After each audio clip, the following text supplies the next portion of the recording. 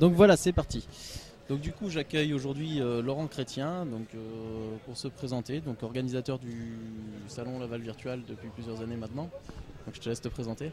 Ouais, bonjour Cyril, effectivement je dirige le salon depuis janvier 2013 puisque le prédécesseur était parti en cours d'édition et donc bah voilà, c'est ma troisième édition que je vis de l'intérieur et la deuxième que j'organise complètement.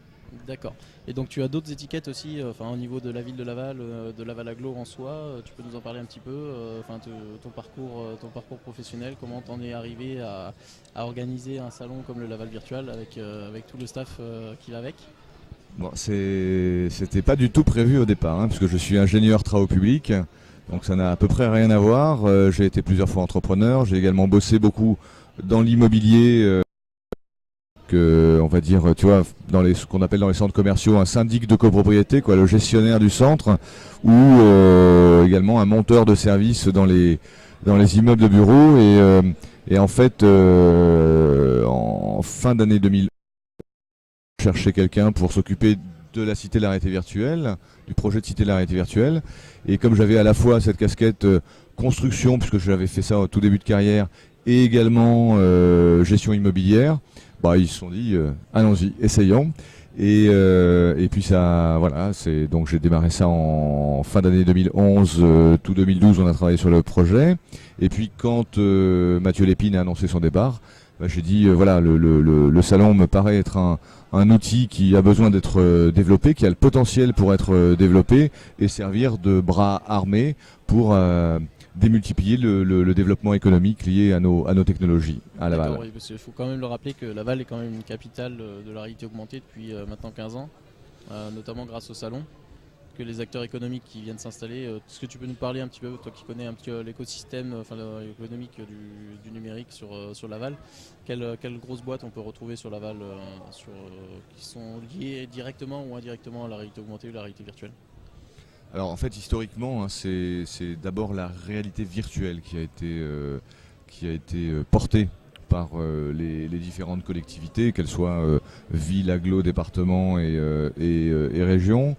Et pour le coup, la réalité augmentée, qui est une technologie plus récente, mais qui a été plus rapidement mature parce que moins complexe, s'est intégrée naturellement dans le salon. Hein.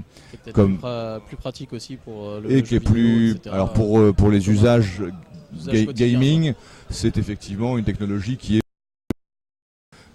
par les développeurs et en termes de prix aussi, hein, même si maintenant avec les masques de réalité virtuelle ou les on vient glisser son smartphone, ça coûte finalement plus grand chose. Donc ça va être le prochain Graal, c'est le développement de ces contenus, qu'ils soient des contenus de game, qu'ils soient des contenus de tourisme, qu'ils soient des contenus à vocation professionnelle. D'accord. Quelle est la fierté pour ce salon aujourd'hui là J'imagine que l'année dernière, il y avait déjà des personnes un peu plus importantes. L'arrivée d'Aeon par exemple sur le salon. Cette année, qu'est-ce qui fait votre fierté? Qu'est-ce qui fait l'emblème entre guillemets du salon 2015? Alors c'est difficile à dire hein, l'emblème parce que de pas mal de sociétés qui nous font l'honneur d'être présentes. Voilà, je dirais qu'il y a deux aspects. Il y a d'un côté le fait qu'il y ait de plus en plus de masques de réalité virtuelle. D'un autre côté, le fait également que le salon s'internationalise. C'est peut-être la principale fierté, c'est que on a de plus en plus de structures venant du reste du monde. Cette année, on a fait un gros effort pour aller rencontrer les acteurs californiens. Parce qu'il y a un bel écosystème là-bas en Silicon Valley, mais pas que en Silicon Valley, également du côté de Los Angeles. Alors San Diego on l'a pas fait, mais il faudra qu'on le fasse sans doute parce qu'il y a des vrais acteurs intéressants et de les convaincre de venir à Laval. Et tous ceux qui sont venus aujourd'hui sont repartis, enfin sont pas tous repartis encore, mais vont repartir bluffés et j'espère vont nous accélérer l'augmentation de la notoriété de Laval virtuelle en Californie. D'accord. Vous avez fait une convention aussi sur Paris, je crois, il me semble que vous avez fait un petit salon ou quelque chose comme ça, non? J'avais cru suivre ça dans le fil de l'actualité du Laval Virtual, tu peux nous en parler un petit peu? C'est un mini Laval Virtual. Oui, bah c'est notre association qui développe ça avec comme idée de se dire voilà les technologies sont de plus en plus matures. Donc structurons-nous, vu qu'on a la légitimité via le salon, et diffusons nos technologies